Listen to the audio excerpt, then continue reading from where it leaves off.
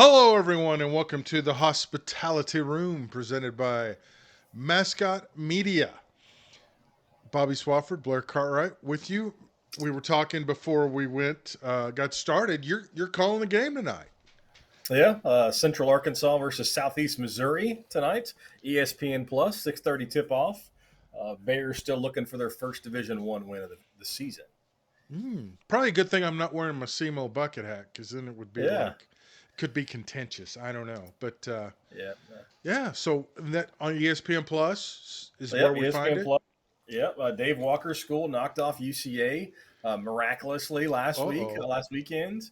UCA, I think, allowed I think it was 13-2 run to close the game, including committing a foul at half court with a second left to hit for two free throws that gave the Leathernecks a win. So UCA still looking Oh. for that first Division One win this year. We'll see if they Oh. can get it tonight. All SEMO's right. best players from Arkansas, so it's always good to see some in-state kids do well as well. Yeah. From the boot. Boy, I'll tell you what. That's a drive Yeah, from Cape Girardeau to Conway. yeah. There's I don't know how you get there from here. I mean, you just go 167 down, like you go to Jonesboro, I'm Well, guessing? I'd almost think you'd almost go. Well, I guess you could, Or or you go you to just go Memphis and just hit straight the down, interstate. or just go straight down to West Yeah. Memphis, and then go across 40. But yeah, it's one of those places you're not really gonna get there quickly or fast. I mean, it's not bad road; it's all 4 lane, but Yeah.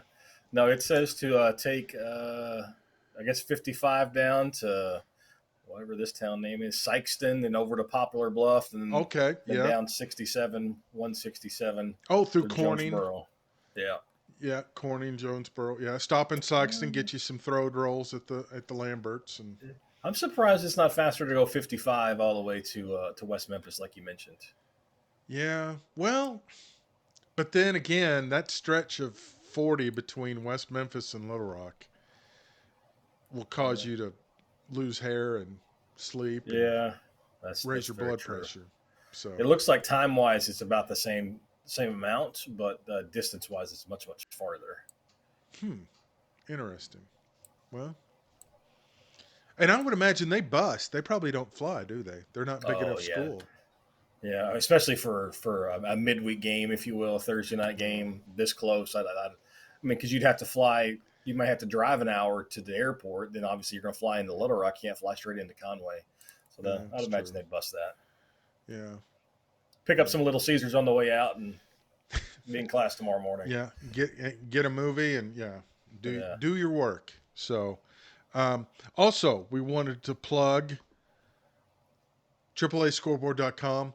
Man, I was listening to the Coaches in the Mouth podcast, which, if you like high school football in Arkansas, good listen to. I know you've been on that show. Mm-hmm. There are some games this week. Holy Man, there cow! In are. just round two. Yeah, there's some really good matchups, and the way that the playoffs are set up in Arkansas. For those of you who don't pay attention to high school sports in our state, uh, a lot of the really good teams at the large classifications get a first round bye. And so but tonight, I mean, or tomorrow night, you're talking about Fayetteville and Pulaski Academy, two Oh, teams who have lived in the championship game in the last 5 or 10 years. Conway versus a Rogers team that I think is really good. they Should have are. beaten Fayetteville. They were just an Yeah. inch away from being the number 2 seed themselves. And then this is Hmm. going to be our first look at Greenwood, and first look at Benton in the 6A playoffs. In Yeah. the 5A playoffs, we got some heavy hitters. I mean, Robinson versus Hot Springs Lakeside. I mean, those are two state championship caliber teams, and you just move up and down the classifications. This is really when I've always thought this is when you find out who the good teams are. A Hmm. lot of teams make the playoffs maybe with a losing conference record, just because they got to fill out the bracket. But starting this round is when you really start to figure out, okay, who's a legit contender in the state. Oh yeah, it's insane. I mean, and normally it's good, but this year it, for whatever reason, it's Mm-hmm. loaded. I mean, Bentonville and Bentonville West played 2 weeks Yeah. ago. Bentonville had a bye. Oh, it's you again. You're back. I don't know Mm-hmm. that that's ever happened before. It was crazy. Yeah, I But mean, and to go a step farther, teams who didn't have success, the coaching carousel is already starting to turn. I believe there's oh, already 4 head coaching that we've heard of. Now with the state laws and the way teachers' contracts work, they don't have to say, okay, well, we're going to wait for you to leave. They can tell you that you're not coming back. And so I think the coaching carousel is going to start earlier, and it's already starting to move. Crazy. Just wild. So Friday night, AAAscoreboard.com, a lot of live games. Yeah. I think we've got them all. We may have close to every pretty game. Much. I think almost. I think there's 2 or 3 we don't have for whatever reason, but there's more than enough to watch. Yeah. It will be awesome. And it was awesome last week, but it'll be even awesomer, if that's a word. Awesomer, yeah. This week. All right, let's get to our talking Bill and Ted points. says it's awesomer. There you go. Our first point is not Arkansas, Texas. It's attendance issues. This was one John Calipari the other night. And let's... In the rain and coming to this game, and I'm going to say this for everybody listening. If you have tickets and you're not going to use them, I guess you could go online and give them to the university. Absolutely. They'll give them away. Or even better yet, give them to your neighbor. Here, do you want to go to an Arkansas game? Think about the Kansas game, what that game was like, because 50% of the building were people who could never get in the building. And it was made their month being able to be in there and enjoy that. So don't sit on tickets. Either give them away or we'll give them away, because this environment is so good. Now, I'm going to tell you, anybody that came here today in that weather, crazy, and I appreciate you. Thank you. Granted, the crowds haven't been great. The opponents haven't been great. Yeah. But I think there's more. I think there are several factors in play here. What's your opinion before I go off on my rant here? Yeah, I think there are several things that come into it. One, you built it up too early. Having Kansas as the opener to start, you're only going to go down from there. Much like Purdue last year. Yeah, I've never been a huge fan of midweek games that are late. You got to start those things early, 6:30. But the season tickets is a problem. When you sell out every seat in your arena as a season ticket, most people who can afford season tickets aren't going to go to every game. They're corporate tickets. They're handing them out. Hey, you want to go to the game tonight? Blah blah blah. And those people just don't go. And it's like, well, I didn't pay for it, so we're not going to use them. And then when you get games like that, and maybe even a Friday night game with so much else going on in Fayetteville, I think we talked about the schedule earlier this week. Everything that's happening within a mile of Bud Walton Arena, there's so much other options to do. This is how you run into a problem where only 10 or 12,000 people show up, which means 8 or 10,000 are empty seats. Yeah, I think there are 3 things for sure at play here. One, you played Pacific, who was like 0-16 in their conference last year. Yep. There's other stuff going on, like Maryland Eastern Shore. They're playing UCA Friday. Okay, we've heard of them. Maryland Eastern Shore, but that's in Little Rock, and that'll have a good crowd, understandably. No, they're playing Little Rock on Friday. Sorry. Oh, that's who it is. Yeah, okay, they're playing Little Rock on Friday, not UCA. My mistake. But there's no buzz there. Maryland Eastern Shore. It's not exciting. Yeah. 2, it's not a great fan experience. The seats are small. The concourse is small. It's crowded. It's constant bombardment with ads, sponsorships, hosts. It's just, it's overwhelming. It's too much. I'm glad you threw sensory. a word in there. Yeah. You just said the word hosts. I have never seen so much venom than I did this past week about the host. I'll make it singular here. The host of Arkansas. And let's talk about how much they hate and how much they really feel like that takes away from their experience, because you constantly have somebody yelling at you. Yeah, well, and you can't understand anything they're saying. It's 2 people, and you can't understand a word they're saying. You see them on the board, and you just hear this white noise. Every time out, there's something going on. It's overload. And it's not as much. And I also think the unspoken thing that no one realizes, especially those at the university, because they're not traveling far to go to the game, they're just going from their office in the Brohl Center to the game. It's a pain in the ass to get to Fayetteville from anywhere outside of Fayetteville. I mean, it's probably easier to get from Fort Smith to Fayetteville than it is to Yeah. get from Benton County to Fayetteville, because 49 is a total mess. Yeah. 62 exit, if you're going south, everybody going to Farmington, that thing backs up almost all the way to Weddington. It's horrible. You can't get home and then grab the kids and get there in time anymore for 7 o'clock game. And yeah, it's tough. Yeah, I think the one thing that they need to do, and they probably should have done it a long time ago, because now the dollar amount that it would cost is probably impossible. They need to take that parking lot off MLK and make that a 2, if not 3-story parking garage. Yeah. And that would alleviate a lot of issues. And you could still charge for people to park there, but I think people would do it, especially for basketball. But obviously it would make a lot fewer headaches for football. But again, I don't know if the cost would be worth it. I mean, because unless you're talking about athletics, you don't need that much parking. But with the growth of soccer, the growth of softball, all that, it would make a lot of sense to double, if not triple, your parking close instead of having to bus people all the way from Baum Walker. Oh, the university needs parking. I mean, it's a zoo, and that's the other thing. Part of the infrastructure problem. So many apartments and homes have gone in around Fayetteville. That's more cars. It's just the infrastructure has now just been totally tapped out. Yeah. It takes I could ride my bike from Bud Walton home and probably get home faster that way than driving a car. I agree with that. And it's an hour 15 ride. I mean, this is going to be an unpopular nuts. take, and it's just kind of popped in my head. Move the soccer stadium, build a new soccer stadium down by Baum, across the street, where that parking lot is. Build a soccer stadium there, bulldoze it, expand that into a parking lot, add 300 or 400 extra spaces. Maybe that helps alleviate a little bit of stress. But I don't know if financially that's worth it. Does soccer, even though as good as they are, and they're playing tomorrow night, do they deserve a brand new stadium? Granted, which a new soccer stadium is not going to have a huge price tag that a football stadium is, but you're still looking at several $1 million. Yeah. Well, the problem is finding the land that they own. I mean, who knows? I know Fayetteville's talking about building a parking deck. That'll help some because they can rent out the spaces for games.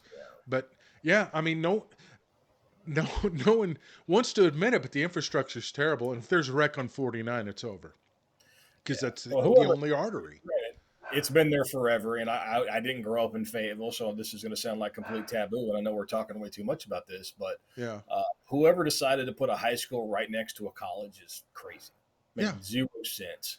And now neither one of them have space to grow. Yeah. Oh, exactly. I mean, it's crazy. It's absolutely crazy. All right, we've beat that into the ground. Let's beat this into the ground real quick. The rankings came out. Here they are, 1 through whatever. And granted, these are going to change. So I don't know why everybody is all up in arms about Indiana being number 5. Hey, they're playing Ohio State this week. We'll find out. But and it is a TV show because I mean, look who's number 6. Right. The team with the worst loss by far of anybody. So are we making too much out of this? Is this just ESPN hyping it up so we'll watch? Yeah, there's 2 parts of this. 1, yes, to answer that question. They are hyping it up. But 2, there's so much outrage because 4 of the top 5 teams are from what conference? The Big Ten. Yeah. So when you've got one team in the SEC in the top 6, that's a problem. And everybody talks about how dominant the SEC has been in college football, and they've got 5 great teams this year. I'm using their phrasing, not mine. Yes. People are going to be in an uproar because there's not enough teams from the SEC, the best football conference in the world, represented there. But again, things are going to play out. But I'm a big fan of the chaos theory. What happens when Texas loses another game? If it's the Texas A&M, which could happen. Yeah, well, let's look at the schedule here. I mean, Oregon's number 1, and I think everyone's in agreement, but their schedule's 43rd. So I mean, all of that is factual. I mean, because you look at Miami and SMU, they're essentially having a play-in game in the ACC championship. BYU and or Colorado could be having a play-in game in the Big 12 championship. You kind of have 120 teams. No, 90 to 100 teams are playing for 2 spots, 3 spots, and everybody else is coming from the Big 12 or Big 10 and the SEC. Yeah. All those other leagues are going to get one team in, and that's it. Yeah. And it'll all sort itself. Well, it won't sort itself out, but a lot is going to happen over the next 2 weeks. Mm-hmm. So everybody wants to get worked up over the rankings. It's going to change. It's going to change, and it's going to change hard. All right, let's get to our picks. A lot of good games on tap. Let me get that graphic out of here and get this one up. This is a game nobody really wants to watch. Arkansas, 22-point favorite at home against La Tech. No use getting in depth, but is the number too big? It kind of seems like it might be too big. Just as inconsistent as Arkansas has been offensively. Defensively, they played pretty well last week against Texas. How healthy are the Hogs? How healthy is the running back? How healthy is the quarterback? Those are all questions. I'm going to say Arkansas covers. Don't feel real confident in that, but this kind of feels like this could be a 38-13 type game. Yeah, it's either going to be a total blowout or it's going to be like triple overtime. Mm-hmm. Arkansas will win. Yeah. And then get to go to Shreveport and become kings of northern Louisiana, but we shall see. So we'll both. I'll take the points. Brandon Marcello had it on his podcast, and I saw a little snippet of it. If Arkansas wins this game, he says Sam Pittman's back as the head coach next year. Oh, I think without question. Oh, I think he's back regardless. In all honesty, now if he loses this game, all bets are off. But I mean, let's face it. You're a 22-point favorite. You should win this game, but as we know, there's no guarantees when it comes to the Pigs. Gators getting 10 against Ole Miss. They look good. Mm-hmm. Have we seen a team have a turnaround midseason as good as Florida has had this year? I mean, it's kind of crazy. We thought they were going to be dead in the water and win one game all season, and here they are being competitive. I still like Ole Miss. I think Ole Miss knows that if they continue to play like they're supposed to, they got an outside chance of getting into the playoff. So I'll take Hotty Toddy. I'll take the Gators because Lane, I don't know. He's just got to show that he can do it consistently. Yeah, for a dead man walking, the first guy to get fired, he's living right. The big game, 13.5 points. It's going to be cold, rainy, 48 degrees. Yeah. Might play into the outcome. If that forecast screams Ohio State, because obviously they've got two of the best running backs in the country. But I'm going to go the other side. I think Ohio State's a little overrated. I don't think they're the second best team in the country. But two, I don't think enough people appreciate what Indiana has been able to do offensively. Don't think they're a great team. They're not a team that's going to win a national title, but I think they can keep it close. I'm with you. I will take the points in Indiana. I mean, it's in a one-game scenario. Mm-hmm. They have all the motivation they ever need. And if they lay an egg, not good. Another big game. Colorado going to Kansas. They're playing at Arrowhead. Jayhawks getting 3. Yeah, can Kansas play spoiler for the third week in a row? Is kind of the question we're asking here. Because that spread is so low, I'm going to go Colorado. They are playing pretty well. Shedeur Sanders and Travis Hunter are playing very well, but between the two of them. So I think Colorado, they just landed a 5-star quarterback prospect today, which makes you think there's not a lot of questions as far as the future of the coaching staff there. So I'll go Colorado. I think things are starting to solidify there for Prime, which is shocking to me, to be quite honest. Yeah. I don't know. I just wrote down KU. I was going to take Colorado, but I wrote down KU, so I'll take KU. Okay. They probably win on a field goal. It'll be Kansas is playing pretty good, so yeah, well, we'll see. Kentucky at Texas, 20.5. Yeah. You know, the craziest thing I heard about this game, I'm going to take Texas to cover, is this is going to be the farthest west Kentucky has ever played a football game. Really? Yeah. Could not believe it when I saw that on Twitter. That is wild. I will take Kentucky because they can play defense. Can't score, but they can play defense. And Stoops he's fighting for his life. Ooh, this one. Missouri goes and gets a big old hunk of cowbell in Starkville. Yeah, Mississippi State's awful, though. I mean, we watched the one game, so I'll take Missouri just because, good gosh, Mississippi State's bad. Is that the line or is that the over under? Because neither Yeah. team Well, is Mississippi probably going to State's going to give up score. that many. Yeah. Yeah, I will take Mississippi State. Still think they're going to knock somebody off. A&M at Auburn. A&M's focused. We heard it on our last show. Elko's focused on Texas. Auburn. 2.5. It's an awful low spread. It is a low spread, especially for someone who's contending for a playoff spot. And Yes. Auburn's really, really struggled this year. So I'll take A&M. Ooh. I'll take the points. Something tells me Freeze is going to. The Aggies are obviously not focused. Ooh. Everyone thought this was going to be the game of the year. It's the that's going to be an ugly game. Alabama into Oklahoma, 13.5. I don't know if that's enough. Yeah, Oklahoma with about a 2-minute stretch of the Missouri game last week excluded can't score. So I'll take Alabama. We'll both take Bama in that one. Who would have ever thought this could be an entertaining game? Yeah. And again, Vanderbilt getting no respect. 7.5. Their quarterback is healthy now. Yeah, I'll take LSU. Playing this game on the road is going to be a tough task for Vandy. As much as I don't like Brian Kelly, I think they get it done. Ooh, I will take Vandy, and I would hide all the tables because Brian Kelly is going to go nuts. All right, to the NFL. Tonight on Prime, Steelers at Browns, 3.5. This could have been 33.5, and I still might take Pittsburgh. Cleveland is so bad right now, really on both sides, but especially offensively. There's no way they're going to be able to score enough to keep up with Pittsburgh. I heard an interesting stat this morning. Tomlin is 0-8 against division opponents on Thursday night. Wow. Yeah, which is mind-boggling. So give me the Browns, give me the points. I don't know what it is. Great on Sunday, great on Monday, terrible on Thursday.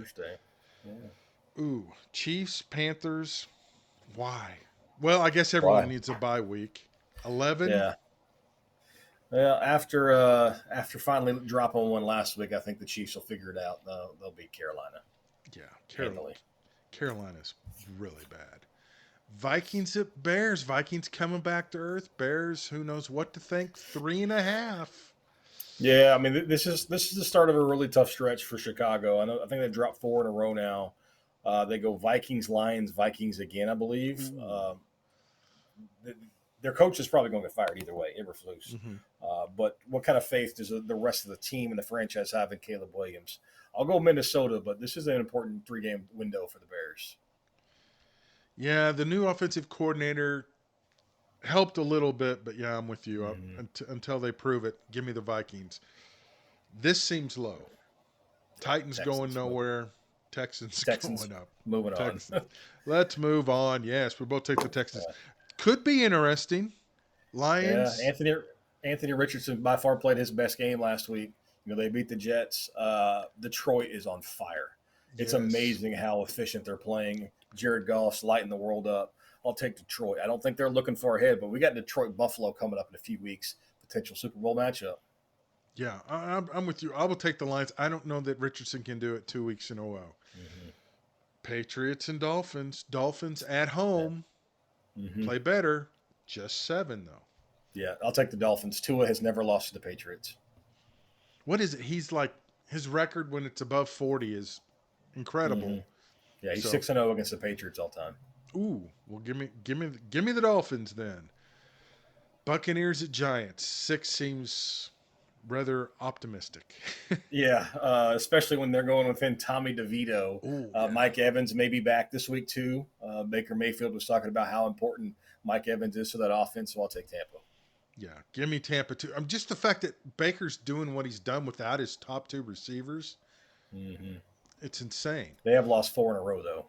Yes, and speaking of losing, the Cowboys going to Washington.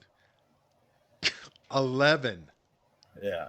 Washington's lost 2 in a row. The Cowboys obviously going completely in the wrong direction, but that 11's big. 11's a big number So I'm going to take the Cowboys to cover, but I don't think there's any chance they win this game. Oh, I don't know if the Cowboys can score 11 points. They don't need to. They only score 3. Yeah, that's true. Give me the Commanders. It's going to be ugly. And I can't wait to hear what Jerry says afterwards. Broncos at Raiders. Raiders getting 6. Yeah, Denver's playing really well. Bo Nix trying to skirt his way into the Offensive Rookie of the Year conversation. I'll take the Broncos. Yeah, give me the Broncos. Raiders are a mess. 49ers at Packers in a game they really have got to have. Yep. Packers -2. Yeah, I think this is a game the Packers need to have just because of a mental block, too. They've run into the 49ers a bunch in the postseason in big games and have always ended up on the wrong side of that. Can they exercise some demons here? I'm going to go Green Bay, but I think this game is going to be closer than it probably should be because I'm with you. I think San Francisco has probably missed their window to win a title. Yeah. You know, the Packers don't have Aaron Rodgers anymore, so they will probably smack the living tar out of the 49ers. Yeah. That was always his bugaboo. I'll go with the Packers as well. Cardinals and Seahawks. Intriguing game in Seattle. When's the last time Seattle only got one at home? Yeah, I like the way Kyler Murray's playing. It's a nice win for Seattle last week to score late against San Francisco, but I think there's just something about the way Kyler Murray's playing this year that has me really intrigued. So I'll go Arizona. I like the way he's playing too, but it's not consistent enough yet. Give me the Seahawks in a point if they're going to be at home. Yeah. Eagles, Rams. Who knows what to make of the Rams? Who knows what to make of the Eagles? I mean, Lord help him if Barkley gets hurt. And again, the Giants could have had him for another $5 million a year. Didn't do it. He's the MVP, don't you think?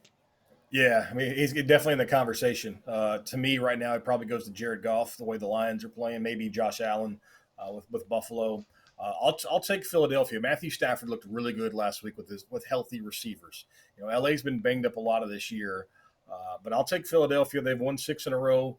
A lot of that's despite their coaching staff, but I think they know, hey, we run the football, we play a little defense, we're going to have a chance to win the game. If it came down to coaching, McVay versus Sirianni, it's no contest. Give me the Rams. I will give the points. And then our final game, the Harbaugh Bowl, which ESPN is already beating into the ground. What a shock. Ravens at Chargers. Chargers getting 3. I'm going to paint a picture for you here, for Blair. Okay, if Baltimore loses this game,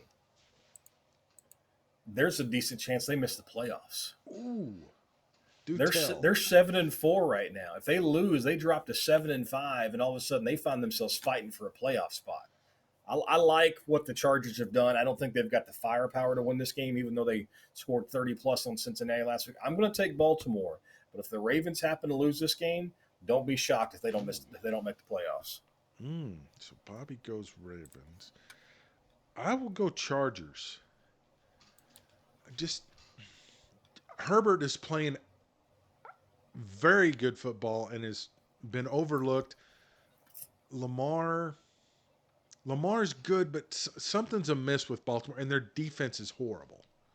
So, and they've got Philadelphia, Pittsburgh, and the Texans left on the schedule. They got a couple other winnable games, but those 3. So if they lose this one, they drop those 3. All of a sudden, they're a 9-8 team, and you don't know if they can get in. Yeah, that's not good. So a great weekend of football, maybe the best so far of the year. Quickly, a final word. Ever heard of Hooker,